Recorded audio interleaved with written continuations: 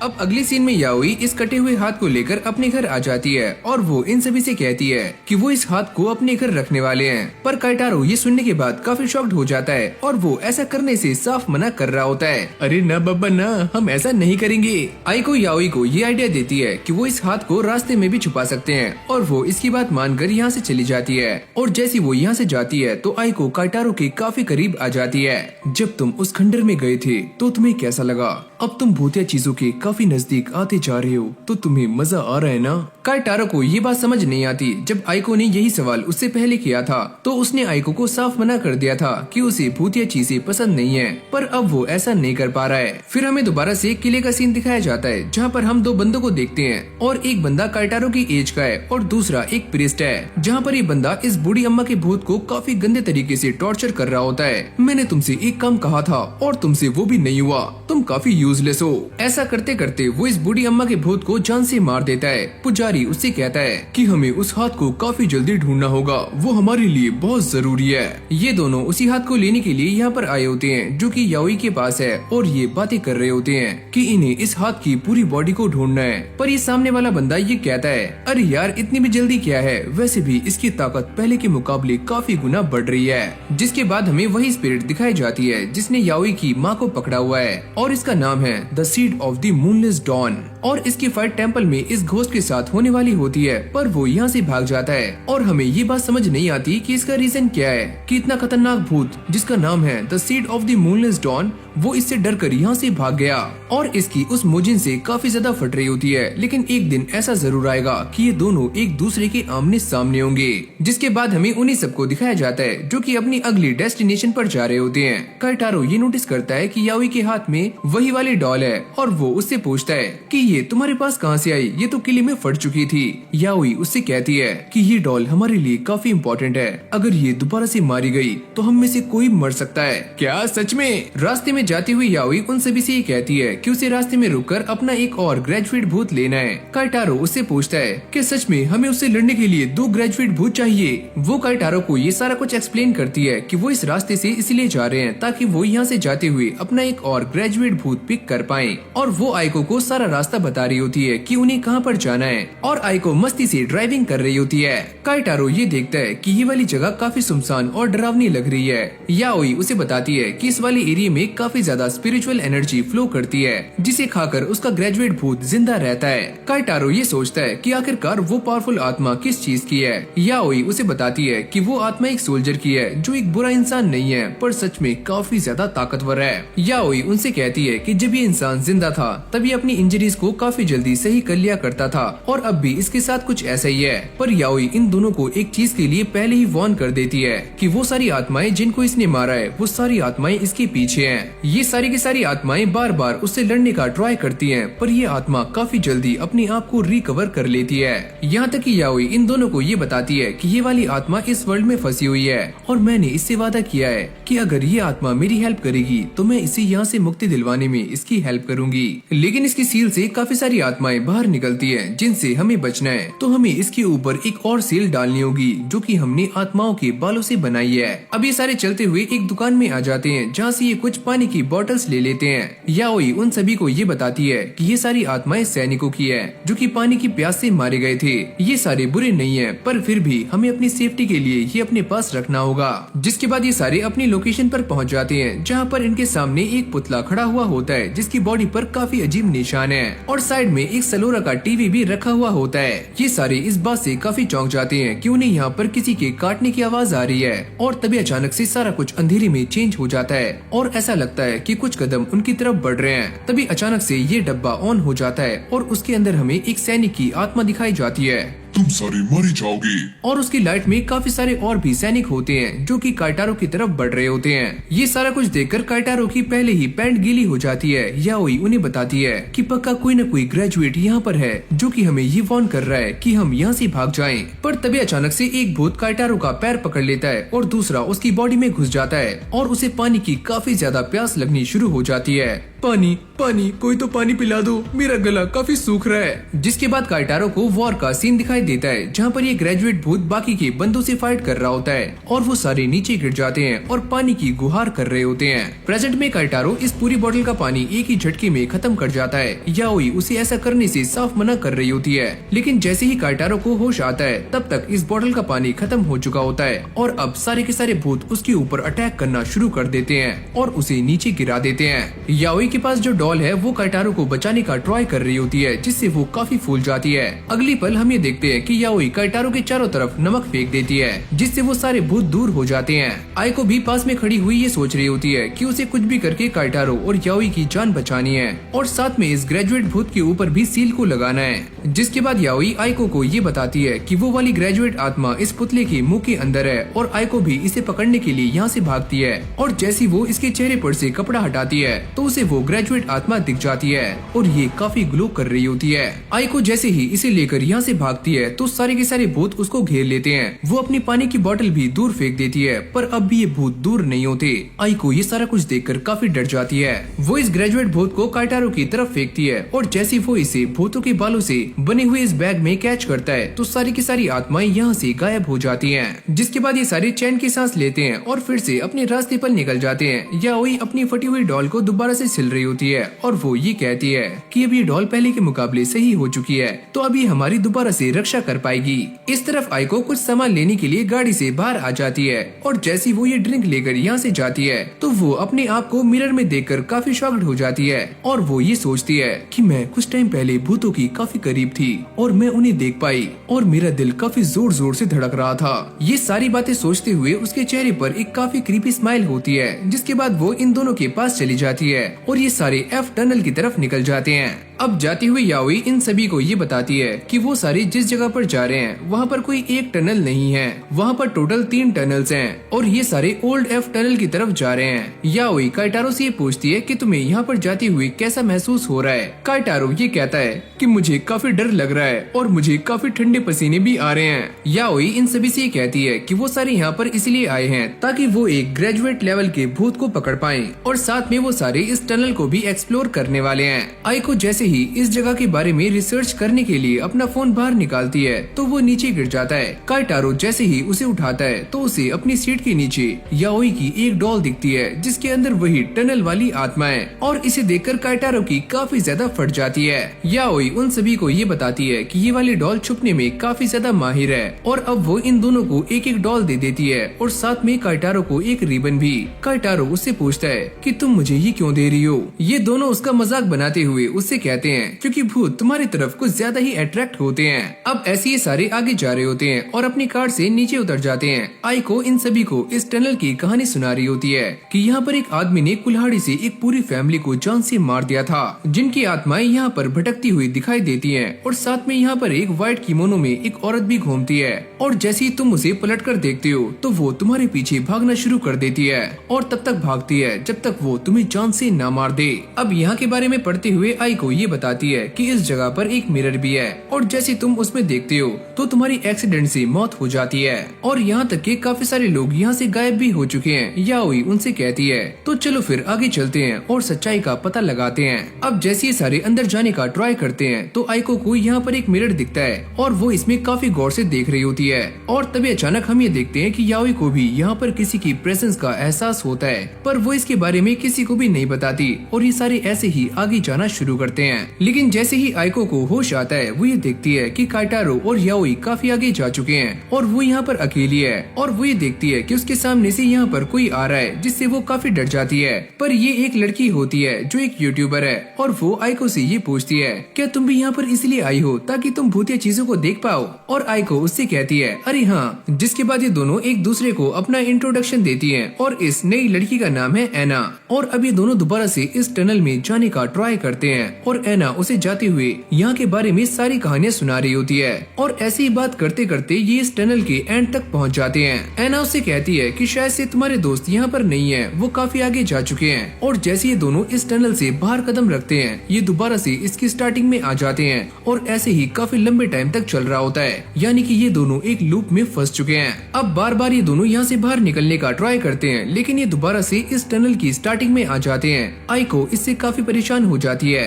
कि शायद से हम यहाँ से बाहर नहीं निकल पाएंगे, लेकिन तभी अचानक से एना यहाँ पर कुछ अजीब सा नोटिस करती है और ये काफी अजीब चीज होती है, जैसे कि किसी के फेफड़े हों। अब आइको एना से कहती है कि हम बार बार इस लूप में फंसते जा रहे हैं, लेकिन अगर हम बार बार इस टनल की स्टार्टिंग में जाएं तो शायद से हम एंड तक भी पहुंच सकते हैं। और वो दोबारा से इसे कंटिन्यू करते हैं, लेकिन फिर भी ये दोनों हिम्मत बांधकर आगे जाना शुरू करती हैं। आगे जाते हुए एना डर को कम करने के लिए आइको को वही कहानी सुना रही होती है और वो ये कहती है कि वो इंसान किसी को भी मारने से पहले उसके साथ काफी बुरा करता था।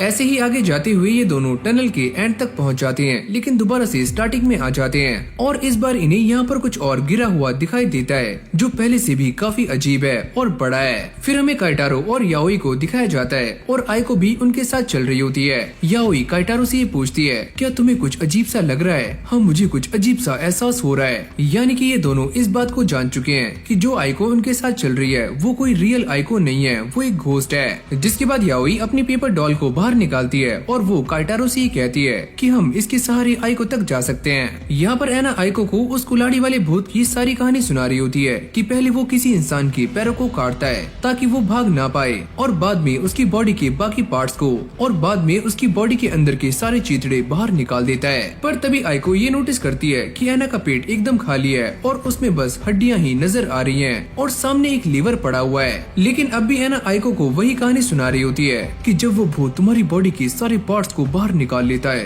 तो बाद में वो तुम्हारे चेहरे की स्किन को भी खींचकर बाहर निकाल लेता है। लेकिन जैसे ही आइको को होश आता है वो ये देखती है कि वो इस जगह पर अकेली है और उसके पीछे एना खड़ी हुई है। एना उससे कहती है कि ये सारा कुछ मेरा पास्ट था और तुम्हारा फ्यूचर जो कि तुम्हारे साथ होने वाला है। आइको अचानक से इस टनल से बाहर गिर जाती है और अब वो ये सोचती है कि अब वो शायद यहाँ से भाग सकती है और उसे अपने सामने एक और टनल दिखाई देता है। जिसके बाद आइको यहाँ से भागना स्टार्ट करती है और एना भी उसके पीछे आ रही होती है और साथ में उसे अपनी कहानी भी बताती है कि मैं भी यहाँ पर अपने दोस्त के साथ आई थी और मैंने उसे बचाने का काफी ट्राई किया, पर वो ये नहीं चाहती थी कि मैं उसे बचाऊं। उसने उल्टा ये चाहा कि जैसे उसकी मौत हो रही है वैसे ही मेरी भी मौत हो और मुझे भी हिस्सों में काटा जाए। यहाँ तक कि वो आइको से ये भी कहती है कि मैं इस दर्द को अकेले क्यों सहूं, तुम्हें भी ये दर्द मेरे साथ सहना होगा और तुम्हारे साथ भी यही होगा।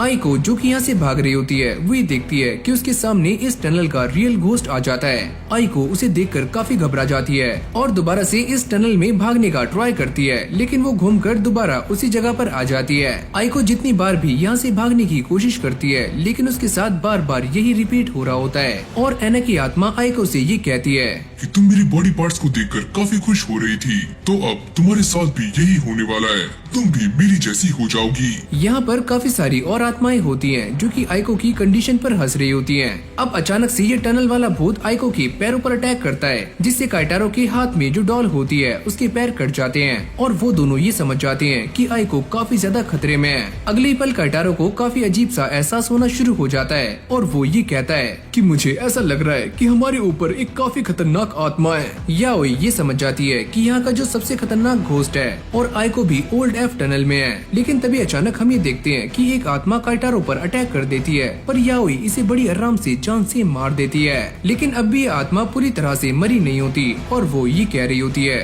कि मैं भी सभी के साथ ऐसा होते हुए देखना चाहती हूँ। और अगली पल याओई उसे अपनी पेपर डॉल में कैद कर लेती है और उससे ये कहती है कि वो इन दोनों को लेकर आइको के पास जाए। अब जैसे ये दोनों उस कुल्हाड़ी वाले भूत के सामने पहुँचते हैं तो याओई की एक आत्मा बाहर निकल जाती है और वो उसे फाइट करने के लिए तैयार हो जाती है। लेकिन ये कुल्हाड़ी वाला भूत उसके ऊपर अटैक करता है, पर वो इससे काफी आराम से बच जाती है। लेकिन अब भी वो इसके ऊपर काफी भारी पड़ रहा होता है और इसे मारकर इसका चेहरा अपने चेहरे पर लगा लेता है और काफी जोर जोर से हंसता है।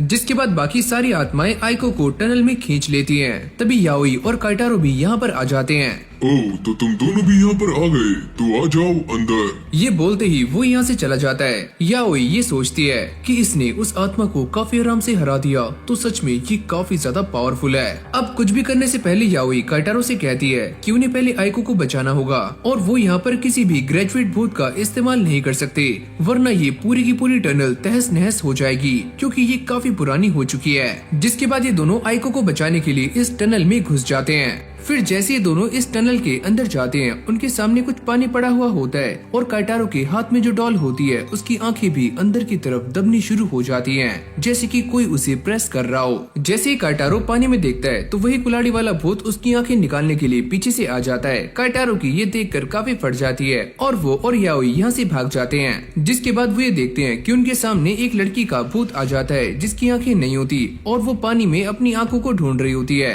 और जैसे काइटारो उसकी हेल्प करने के लिए आगे जाता है, तभी वो कुल्हाड़ी वाला भूत यहाँ पर आ जाता है और इस लड़की के गले में डले हुए पट्टे को खींच देता है, जिससे वो काफी चिल्ला रही होती है और उसे काफी दर्द होता है। काइटारो और याओई ये सारा कुछ देखकर काफी हैरान हो जाते हैं। याओई उससे कहती है कि जब तक ये सारा कुछ चल रहा है तो हमें आइको को ढूंढना होगा, वरना हमारा भी यही हाल होगा। ये बोलते ही ये दोनों यहाँ से भाग जाते हैं और वो कुल्हाड़ी वाला भूत काफी इविल स्माइल करता है। जाते हुए याओई काइटारो से ये कहती है कि हमें आइको को काफी जल्दी ढूंढना होगा और उसके पैर में चोट लगी हो सकती है, तो तुम्हें उसे उठाना होगा। और तभी अचानक उन दोनों को आइको की आवाज सुनाई देती है जो काफी दर्द में है। ये दोनों आइको के पास पहुंच जाते हैं, पर उसके हाथ और मुंह बंधे हुए होते हैं। काइटारो को ये समझ नहीं आता कि इसके हाथ और मुंह बंधे हुए हैं, तो मुझे आवाज कौन दे रहा था। और जैसे वो आसपास देखता है तो यहाँ पर काफी लोगों की स्किन टंगी हुई होती है जो कि काइटारो को बुला रही होती है। अगली पल वो कुल्हाड़ी वाला भूत भी यहाँ पर आ जाता है। तो लो, मैं भी आ गया। ये काइटारो पर एक जोरदार अटैक करता है, पर सारा का सारा इम्पैक्ट इस डॉल पर आ जाता है, जिससे वो बुरी तरह से फट जाती है। अगर आज ये डॉल मेरे साथ ना होती तो पक्का मैं मारा जाता। जिसके बाद ये दोनों आइको को लेकर यहाँ से भागना शुरू करते हैं। याओई उन्हें बताती है कि उनके पास जितनी भी डॉल्स थी वो सारी खत्म हो चुकी हैं, और अगर ये भूत उनके ऊपर अटैक करता है तो ये अटैक सीधा उनके ऊपर ही लगने वाला है। ये सारे यहाँ से भागने की कोशिश कर रहे होते हैं और पास में जितने भी चेहरे होते हैं वो ये कहते हैं कि इस टनल में आना तो आसान है, पर यहाँ से बाहर जाना काफी मुश्किल है। तभी जमीन में से कुछ हाथ बाहर निकलते हैं और काइटारो के पैर को पकड़ने का ट्राई करते हैं, पर काइटारो अपना पैर छुड़ाकर काफी तेजी से भागता है और अब ये कुल्हाड़ी वाला भूत उनके सामने आ जाता है। जैसे ये आइको पर अटैक करने वाला होता है तो याओई इसकी एक जोरदार लात मारती है और ये सारे यहाँ से भाग जाते हैं। भागते हुए उनके सामने टनल का गेट आ जाता है। जैसे काइटारो यहाँ से भागने का ट्राई करता है तो वही आत्मा उनके सामने आ जाती है। तुम सारे अब नर्क में जाओगे और वहीं पर जलोगे। लेकिन आइको उसके ऊपर नमक फेंक देती है और वो यहाँ से कल्टी मार लेते हैं। याओई भी उनके साथ यहाँ से बाहर जाने की कोशिश कर रही होती है। तभी वो कुल्हाड़ी वाला भूत उसके पीछे आ जाता है और याओई को पकड़ लेता है। लेकिन तभी आइको उसके पास एक डॉल फेंक देती है, जिसके अंदर से वही आत्मा बाहर आती है और इस भूत को जकड़ लेती है। जिसका फायदा उठाकर ये सारे इस टनल से बाहर आ जाते हैं, पर वो कुल्हाड़ी वाला भूत उनके पीछे ही होता है और वो उस आत्मा को खा रहा होता है जो कि उस लड़की की होती है और काफी जोर जोर से चिल्लाता है। याओई उससे कहती है कि मैं भी फाइट करने के लिए तैयार हो चुकी हूँ और हमें एक ऐसी आत्मा चाहिए जो कि जल्दी फाइट कर सके। अब जैसे वो अपनी एक डॉल को आसमान में फेंकती है तो उसकी आंखों से ब्लड निकलना शुरू हो जाता है और जमीन पर एक आंख बन जाती है, जिसके अंदर से एक सैनिक का भूत बाहर निकलता है, जिसके हाथ में एक स्वॉर्ड भी होती है। जिसको देखकर इस कुल्हाड़ी वाले भूत की फटनी शुरू हो जाती है और वो इसके ऊपर अटैक करता है, पर ये ग्रेजुएट भूत उसकी सारे अटैक्स को बड़ी आराम से काउंटर कर रहा होता है और इसकी सील के अंदर से काफी सारे सैनिकों के भूत बाहर निकलते हैं जो कि इस कुल्हाड़ी वाले भूत की तरफ जाना शुरू करते हैं और उसकी देखकर चड्डी टाइट हो जाती है। याओई उन सभी से कहती है कि उन्हें यहाँ से जाना चाहिए। जिसके बाद वो अपना फोन रखकर यहाँ से भाग जाती है और उसके अंदर वीडियो कॉल को ऑन कर देती है। जाते हुए याओई इन सभी को ये बताती है कि अगर ये सारे वहाँ पर रुकते तो ये सारे मारे भी जा सकते थे, पर इन्हें मरने में हजारों साल लगते, क्योंकि ये एक ट्रैप में फंस सकते थे जिसमें ये हजारों सालों तक नहीं मरते, बस तड़पते रहते। फिर हम दोबारा से उसी ग्रेजुएट आत्मा को देखते हैं और वो ये कहती है, तुम्हारे पास टाइम काफी कम है। अगर तुम मुझे मारना चाहती हो तो जल्दी मार दो, वरना मैं तुम्हें जान से मार दूंगा। ये सुनते ही उस कुल्हाड़ी वाले भूत को काफी गुस्सा आ जाता है और उसकी बॉडी हल्क की तरह काफी बड़ी हो जाती है और वो इसके ऊपर अटैक करता है और इसे इंजर्ड कर देता है। पर अगली पल हम ये देखते हैं कि इस ग्रेजुएट भूत की बॉडी अपने आप ही हील होनी शुरू हो जाती है, पर इससे वो पहले के मुकाबले काफी कमजोर हो जाता है। जिसके बाद वो अपनी गन को बाहर निकालता है, जिससे एक बात तो साफ हो जाती है कि जैसे जैसे ये अपने वेपन्स को बाहर निकालता है, इसकी बॉडी पहले के मुकाबले कमजोर होती जाती है और साथ में ये कुल्हाड़ी वाला भूत भी कमजोर हो चुका है। लेकिन वो अपनी पावर्स को बढ़ाने के लिए आसपास के भूतों को खाना शुरू करता है, जिससे उसके अंदर और भी ज्यादा ताकत आ जाती है और वो इस ग्रेजुएट आत्मा पर एक जोरदार अटैक करता है और उसे बीच में से काट देता है। ये उसे खाने का भी ट्राई करता है, पर ये ग्रेजुएट आत्मा उसका पेट फाड़कर बाहर आ जाती है, जिसके बाद वो एक बॉम्ब को बाहर निकालता है, जिससे वो और भी ज्यादा कमजोर हो जाता है। और जैसे जैसे ये भूत कमजोर होता है, उसकी सील और भी ज्यादा बढ़नी शुरू हो जाती है। याओई उसकी सील से बाहर आ जाती है। काइटारो आइको को बाहर फेंकता है, जिससे वो भी सील से बाहर आ जाए। इस तरफ ये कुल्हाड़ी वाला भूत जमीन पर लेटा हुआ होता है और ये सारे सोल्जर्स ये कहते हैं कि हमें पानी चाहिए, पानी चाहिए। और वो इसे खाना शुरू करते हैं, जिससे ये दर्द में काफी चिल्ला रहा होता है और मौत की भीख मांगता है। जिसके बाद ये ग्रेजुएट भूत इसके पास आता है और इस बॉम्ब को इसके मुंह में रख देता है। चलो अब साथ में मरते हैं। अगले पल यहाँ पर एक जोरदार धमाका होता है और ये कुल्हाड़ी वाला भूत मारा जाता है, पर अब भी ये ग्रेजुएट आत्मा जिंदा है और उसकी बॉडी अपने आप ही हील हो जाती है। मैं आज फिर से बच गया, मुझे कौन मारेगा, प्लीज मुझे मार दो। और उसकी आत्मा दोबारा से डॉल में चली जाती है और आसपास की सारी सील्स भी गायब हो जाती हैं। जैसे ये सारा मामला खत्म हो जाता है तो याओई और बाकी सब दोबारा से उसी कुल्हाड़ी वाले भूत के पास आ जाते हैं और ये मरने की कगार पर होता है। याओई उससे कहती है, तो क्या तुम मरना पसंद करोगे या फिर मेरे साथ आना? काइटारो उससे कहता है कि ये भूत काफी खतरनाक है, तो हमें इसे मार देना चाहिए। हम ऐसा नहीं कर सकते क्योंकि हम इन सारे भूतों को किसी खास मकसद के लिए पकड़ रहे हैं।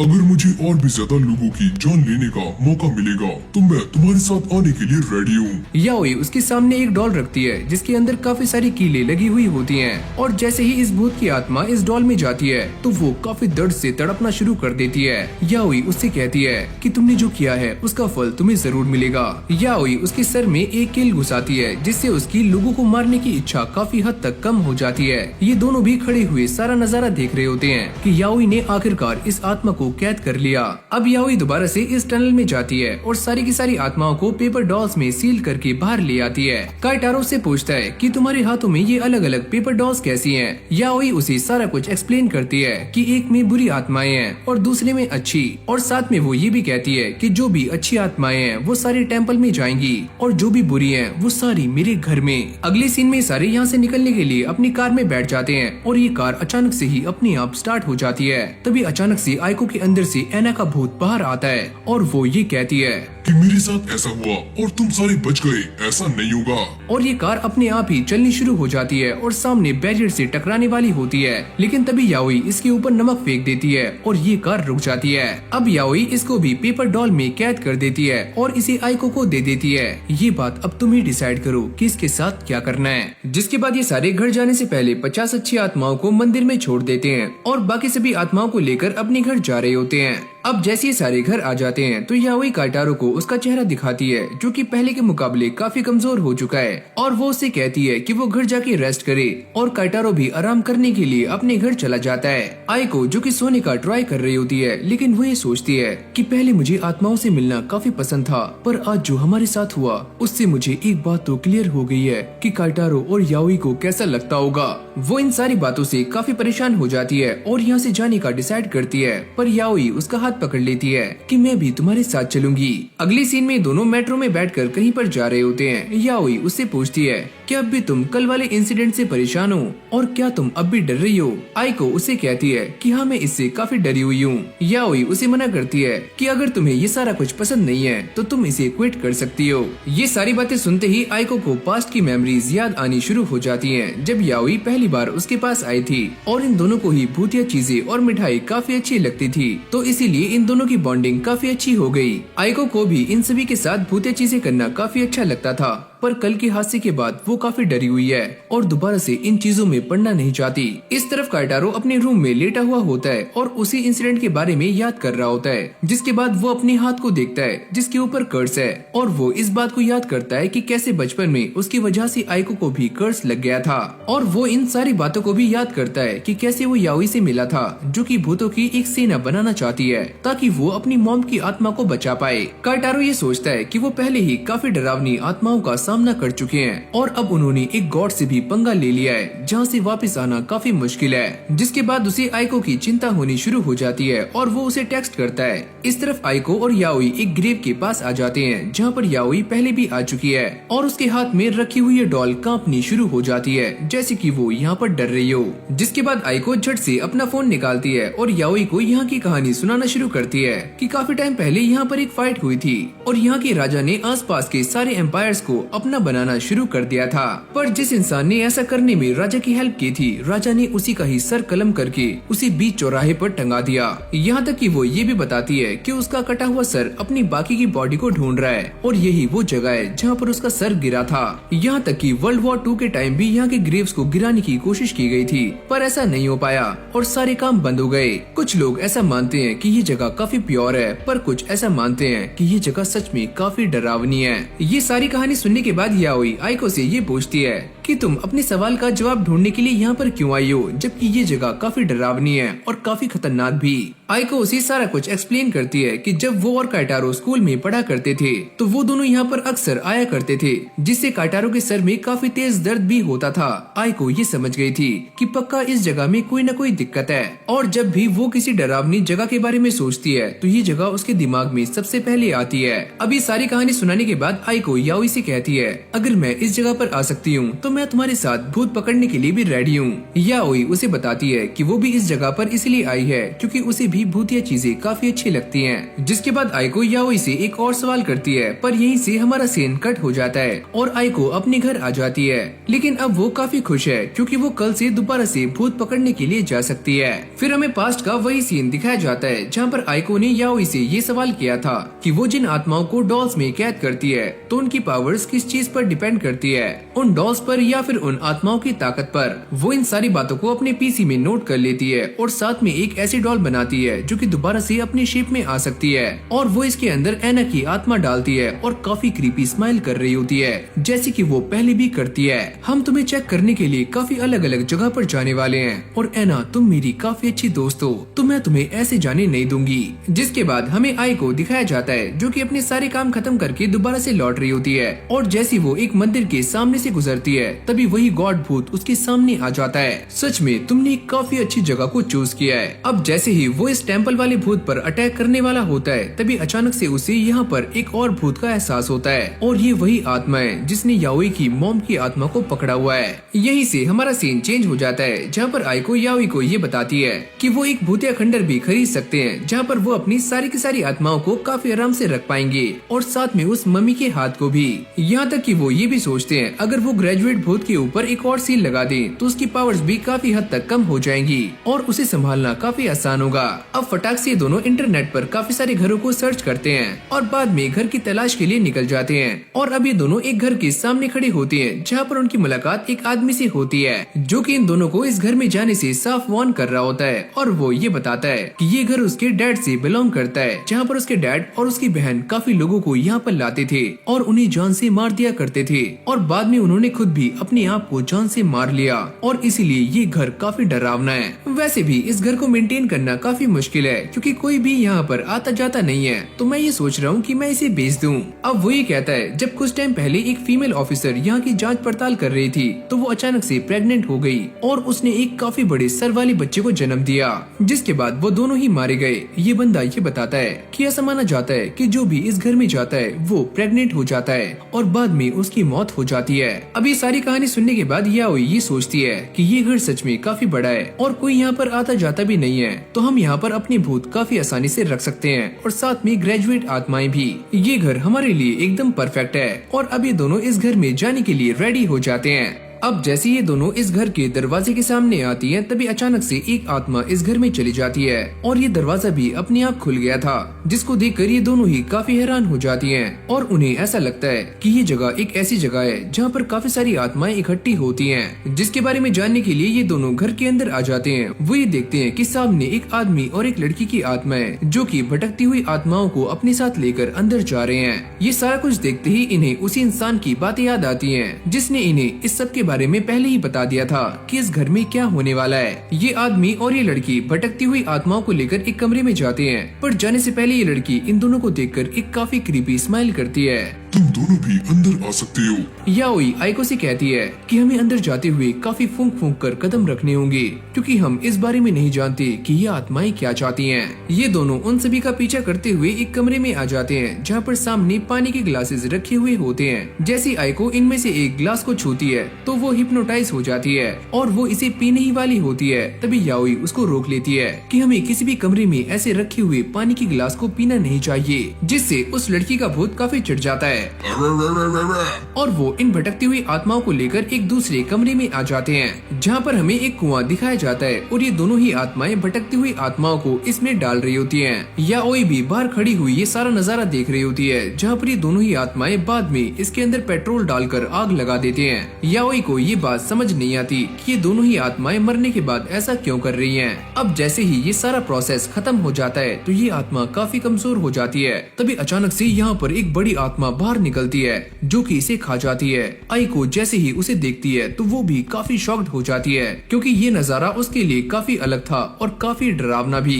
याओई उससे कहती है कि हमें कुछ भी करके इस बड़े भूत को पकड़ना होगा या फिर यहाँ से बाहर जाना होगा, वरना हमारे साथ काफी बुरा हो सकता है। जिसके बाद ये दोनों छत की तरफ जाने का ट्राई करते हैं तो ये दोनों ही भूत उन्हें ही नोटिस कर रहे होते हैं और काफी क्रीपी स्माइल करते हैं। याओई को ये बात समझ नहीं आती कि ये दोनों क्या प्लानिंग कर रहे हैं। ऊपर आने के बाद ये दोनों एक कमरे में आ जाते हैं, जहाँ पर सामने एक औरत की मूर्ति रखी हुई होती है, जिसके पेट में 3 बच्चों के कंकाल हैं। तभी अचानक से हम ये देखते हैं कि उसके पीछे से एक बच्चा बाहर आता है और ये उसी बच्चे का भूत है, जिसका सर काफी ज्यादा बड़ा है। आइको इसे देखकर काफी डर जाती है, पर ये भूत आइको को मम्मी मम्मी कहकर उसके पास आ रहा होता है और जैसे ही ये उसे छूने वाला होता है तो याओई उसे बचा लेती है। ये दोनों यहाँ से भागने का भी ट्राई करते हैं, पर एक कमरे के सामने आकर रुक जाते हैं, जहाँ पर उन्हें इस फैमिली का पास्ट दिखाया जाता है, जहाँ पर इस आदमी और इसकी वाइफ में फाइट हो गई थी और ये अपनी वाइफ को गलती से धक्का दे देता है, जिससे उसकी मौत हो जाती है। और ऐसा होने से ये आदमी और उसकी लड़की दोनों ही पागल हो जाते हैं। जिसके बाद यहाँ पर एक अजीब सा आदमी आता है, जो कि इन दोनों को ये बताता है कि ये दोनों अपने आप को बचा सकते हैं और वो इन्हें काला जादू करने के लिए कहता है। जिसके बाद ये दोनों इस रिचुअल को स्टार्ट कर देते हैं और एक जिंदा इंसान को जान से मार देते हैं, ताकि वो एक एंजल को पैदा कर पाए। और अब ये सारी कहानी सामने आ जाती है कि पहले ये दोनों किसी इंसान को अपने घर में लाते हैं और उसे जहर देकर जान से मार देते हैं और बाद में उसे जला देते हैं। याओई को ये सारी बातें धीरे धीरे समझ आ रही होती हैं कि उन दोनों ने ऐसा क्यों किया,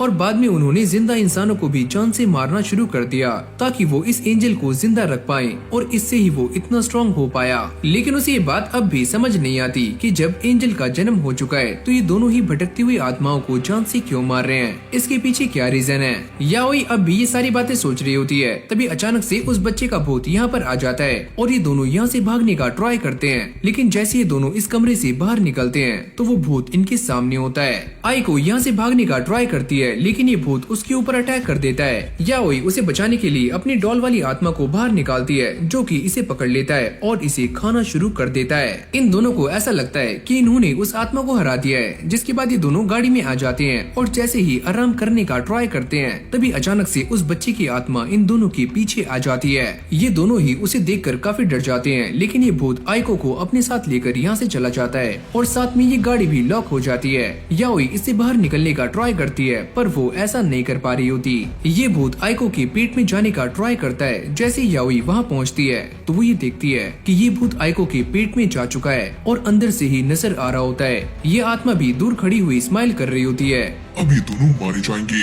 ये सारा कुछ देखने के बाद याओई को ये बात क्लियर हो जाती है कि आखिरकार इन दोनों आत्माओं ने अभी तक उन्हें जान से क्यों नहीं मारा, क्योंकि वो इनका इस्तेमाल करना चाहते थे और वो अपने काम में कामयाब भी रहे। और साथ में उसे ये भी क्लियर हो जाता है कि ये दोनों मिलकर एक एंजल को जन्म देने वाले हैं, क्योंकि लास्ट टाइम भी ये प्रोसेस अधूरा रह गया था, पर अब ये इस प्रोसेस को पूरा करने वाले हैं और इसीलिए ये दोनों आत्माएं काफी खुश हैं। तभी याओई को वो मूर्ति याद आती है जिसके पेट में 3 बच्चों के कंकाल थे और वो ये समझ जाती है कि यहाँ पर टोटल 3 बच्चे थे, जिसमें से 2 मारे जा चुके हैं और अब बस एक बाकी है और उन्हें इस बच्चे को जान से मारना होगा, वरना आइको की जान जा सकती है। कहानी दोबारा से काइटारो पर शिफ्ट हो जाती है, जहाँ पर वो अपने आप को मिरर में देख रहा होता है और उसकी दोनों बहन उसका मजाक बनाना शुरू कर देती है और उससे ये कहती है कि तुम्हारे लिए आइको का फोन आया है और वो उससे बात करना शुरू करता है। जिसके बाद हमारा सीन दोबारा से याओई और आइको पर शिफ्ट हो जाता है, जहाँ पर याओई ने आइको को एक पेड़ से बांध दिया होता है और वो काइटारो से बात करने के बाद काफी अच्छा फील करती है।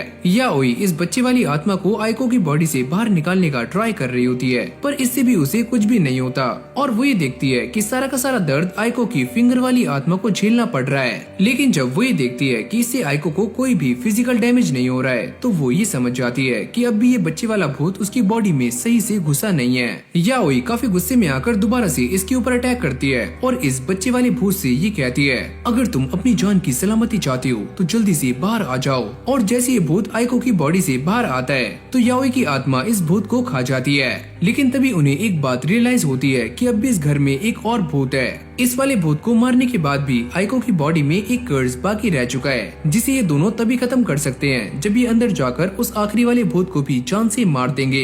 अगले सीन में दोनों दोबारा से इस घर में आ जाते हैं। याओई आइको को ये बताती है कि उन्हें इस घर में काफी चौकन्ना रहना पड़ेगा, क्योंकि वो भूत इनके ऊपर कहीं से भी अटैक कर सकता है। तभी अचानक से ये आत्मा आइको का पैर पकड़ लेती है, जिससे उसका पेट फूलना शुरू हो जाता है और आखिर में ये फट जाता है, जिसके अंदर से वही बच्चे वाली आत्मा बाहर निकलती है। जैसे ही उसकी आंखें खुलती हैं, वो ये देखती है कि ये सारा कुछ एक सपना था। याओई उसे सपने से बाहर निकालने का ट्राई करती है। आइको उससे कहती है कि उसे बिल्कुल भी अच्छा नहीं लग रहा है और उन्हें बाहर जाना चाहिए। और जैसे ये दोनों यहाँ से बाहर निकलने की कोशिश करते हैं, अचानक से ही आइको यहाँ से गायब हो जाती है और उसी कुएं वाले कमरे में आ जाती है। याओई ये सारा कुछ देखकर काफी परेशान हो जाती है और वो इसे ढूंढने के लिए यहाँ वहाँ भागना शुरू करती है। आइको जो कि पहले ही इस कमरे में आ चुकी है, ये लड़की वाली आत्मा उसे इस कुएं में धक्का दे देती है और वो बच्चे का भूत उसे ढूंढता हुआ यहीं पर आ रहा होता है। आइको से बचने के लिए इस कुएं में छुपने का ट्राई करती है, लेकिन तभी उसके सेल फोन पर याओई का कॉल आता है और ये भूत उसको ढूंढ लेता है और साथ में इस कुएं के अंदर आना शुरू करता है, जिसको देखकर आइको की फटनी शुरू हो जाती है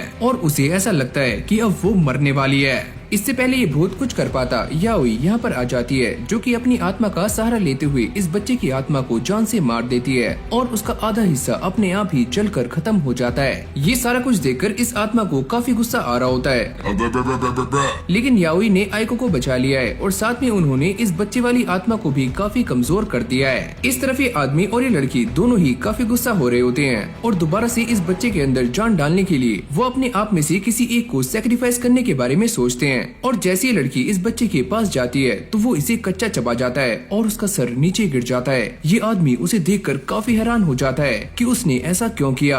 इससे पहले उसका बाप कुछ समझ पाता, ये भूत उसके सर को भी खा जाता है और ये दोनों भी उनकी आवाजें सुन रहे होते हैं, पर उन्हें समझ नहीं आता कि ये सारी आवाजें कहाँ से आ रही हैं। जिसके बाद ये दोनों उसी कमरे में आ जाती हैं, जहाँ पर इनके सामने वही मूर्ति रखी हुई होती है जहाँ पर पहले काला जादू किया गया था। ये आदमी का भूत उनसे कहता है कि जल्दी से सारा कुछ खत्म कर दो, मैं इस बारे में पहले से ही जानता था कि ये काला जादू काम नहीं करेगा और सारी ही मेरी गलती है, तो जल्दी से इसे खत्म कर दो। वो इन सारी बातों से काफी निराश होता है और साथ में उसे पछतावा भी हो रहा होता है। जिसके बाद वो अपनी पास्ट की कहानी इन दोनों को सुनाता है, लेकिन तभी अचानक हम ये देखते हैं कि जमीन के अंदर से वही बच्चे वाला भूत बाहर आ जाता है, जो कि इसकी आत्मा को जड़ से खा जाता है। और तभी हम ये देखते हैं कि याओई और आइको इसके पेट को फाड़ते हुए बाहर आ जाती हैं, क्योंकि ये दोनों ही इसके पेट के अंदर थी। अगली पल हम ये देखते हैं कि याओई की आत्मा इस बच्चे वाले भूत को खाना शुरू कर देती है और याओई ये कहती है कि वो कुछ ऐसा करेगी जिससे कि इन सारे बच्चों की आत्माओं को शांति मिल सके।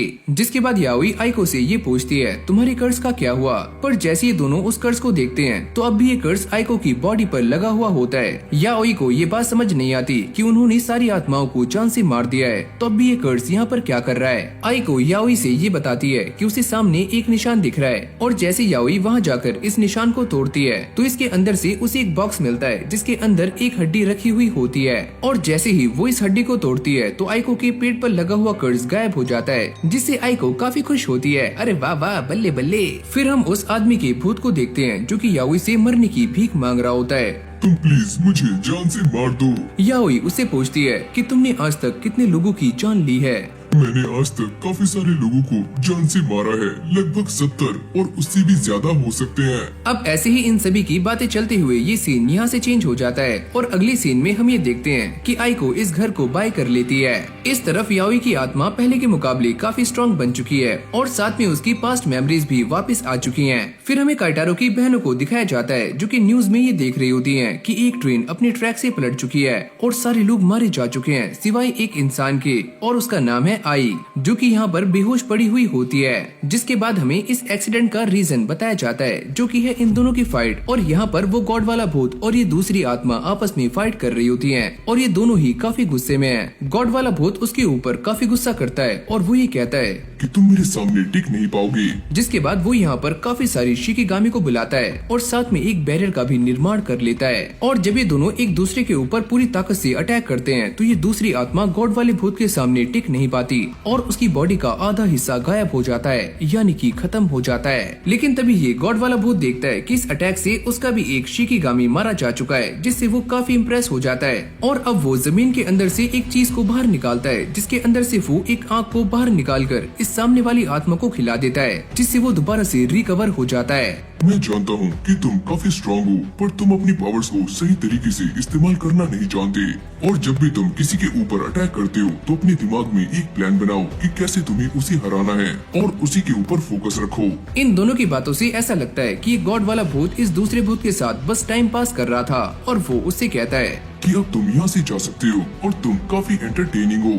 याओई और आइको भी काइटारो के पास आ जाते हैं और उसे काफी सारा खाना खिला रहे होते हैं, जिससे वो काफी जल्दी अपनी बीमारी से और कमजोरी से रिकवर हो पाए। और जब ये सारी खातिरदारी पूरी हो जाती है तो ये दोनों उसे नए घर के बारे में बताते हैं कि उन्होंने एक नया घर खरीदा है जहाँ पर वो अपनी सारी आत्माएं रख सकते हैं और साथ में ग्रेजुएट भूत भी। काइटारो ये सुनते ही काफी शॉक्ड हो जाता है। अबे ओए, तुम दोनों क्या कर रहे हो? काइटारो सोने का ट्राई करता है पर ये दोनों ही उसे काफी गौर से घूर रहे होते हैं, जिसके बाद वो इन दोनों को अपने कमरे से बाहर निकाल देता है और वो दोनों इस बात को लेकर काफी खुश होते हैं कि काइटारो कल तक एकदम सही हो जाएगा और ये सारे दोबारा से नई भूतिया जगह पर जा सकते हैं। अब याओई और आइको यहाँ से निकल जाते हैं और वो जाते हुए ये बातें कर रहे होते हैं कि उन्हें आगे कौन सी भूतिया जगह पर जाना है। याओई उसे बताती है कि पहले वो इस जगह पर जाने वाले हैं जहाँ से उसे अपना ग्रेजुएट भूत कलेक्ट करना है। आइको उससे ये पूछती है कि आखिरकार वो आत्मा कैसी है। तभी याओई उसे ये बताती है कि वो एक काफी सुंदर और इविल डांसर है जिसने काफी सारी आत्माओं को कैद करके उन्हें काफी तड़पाया भी है। याओई उसे पहले ही इस बात के लिए वार्न कर देती है कि भले ही वो आत्मा काफी सुंदर है पर वो काफी इविल भी है, तो ये मत सोचना कि वो हमारे साथ काफी अच्छे से बिहेव करेगी। ये सारी बातें सुनते हुए आइको को काफी अजीब फील हो रहा होता है। याओई उससे पूछती है क्या तुम्हें डर लग रहा है? आइको उसे बताती है कि ओल्ड एफ टनल में उसके साथ जो कुछ भी हुआ वो काफी अजीब था और साथ में कल रात वो जिस घर में गए थे वो इंसिडेंट भी काफी खतरनाक था। मेरे साथ ये काफी कुछ हो चुका है लेकिन पता नहीं क्यों मैं अब भी इसे फील करना चाहती हूँ और मैं काफी खुश हूँ। अब अगली सीन में हमें दोबारा से वही मंदिर दिखाया जाता है जहाँ पर ये आत्मा आ जाती है और उसके सामने वही मुजिन बैठा हुआ होता है जो कि उससे लड़ने के लिए काफी बेताब है। फिर हमें इस आत्मा का असली नाम बताया जाता है जो कि है कुबो, और वो यहाँ पर बच्चों की आत्माओं को एक एक करके खाना शुरू करता है क्योंकि वो सीधा इस मुजिन से फाइट नहीं कर सकता और इसलिए उसे काफी स्ट्रॉन्ग बनना होगा। और वो ऐसा करते हुए गॉड वाले भूत की बातों को भी याद करता है, जिसके बाद उसके एक साथ काफी सारे हाथ बाहर निकल जाते हैं और वो एक एक करके सारे बच्चों की आत्माओं को खाना शुरू कर देता है, जिससे उसकी पावर्स पहले के मुकाबले काफी ज्यादा बढ़ जाती हैं। ये सारा कुछ देखकर किशी मुजिन को काफी ज्यादा गुस्सा आ जाता है और वो इसके ऊपर अटैक करने के लिए आगे जाता है। इस तरफ याओई आइको को ये बताती है कि किशी मुजिन एक चीज से बंधे हुए होते हैं कि वो कभी अपने बच्चों की आत्माओं पर अटैक नहीं करते। यहाँ पर कुबो एक एक करके सारे बच्चों को खाना शुरू करता है, जिससे उसकी पावर्स पहले के मुकाबले काफी गुना बढ़ जाती हैं और साथ में वो किशी मुजिन से भी बच रहा होता है। किशी मुजिन उसके ऊपर अटैक करने के लिए आगे तो आती है पर वो अपने बच्चों को सामने देखकर उस पर अटैक करने से रुक जाती है, जिसके बाद कुबो उसको पकड़ लेता है और उसे काफी बुरी तरह से टॉर्चर कर रहा होता है। फिर हमें कुबो की पूरी बॉडी को दिखाया जाता है जो कि असल में एक औरत की आत्मा है जो कि काफी जोर जोर से चीख रही होती है। अगली पल हम ये देखते हैं कि ये आत्मा किशी मुजिन को एक ही झटके में खा जाती है, जिससे उसकी बॉडी पूरी तरह से व्हाइट हो जाती है और उसकी पावर्स भी पहले के मुकाबले काफी इनसेन लेवल तक पहुँच जाती है। ये सारी घटना होते होते रात से सुबह हो जाती है और फिर हमें कुबो की असली बॉडी दिखाई जाती है, जो कि एक काफी बड़ा सर्कल होता है जिसके अंदर एक खोपड़ी भी है और इसके चारों तरफ काफी छोटे छोटे काले कलर के हाथ होते हैं जो कि चारों तरफ फैले हुए हैं और बीच में एक खोपड़ी का निशान है जिसके अंदर से ये सारी शाखाएं बाहर निकल रही हैं और ये खोपड़ी का निशान बिल्कुल वैसा ही होता है जैसे कि याओई की आंखों में है।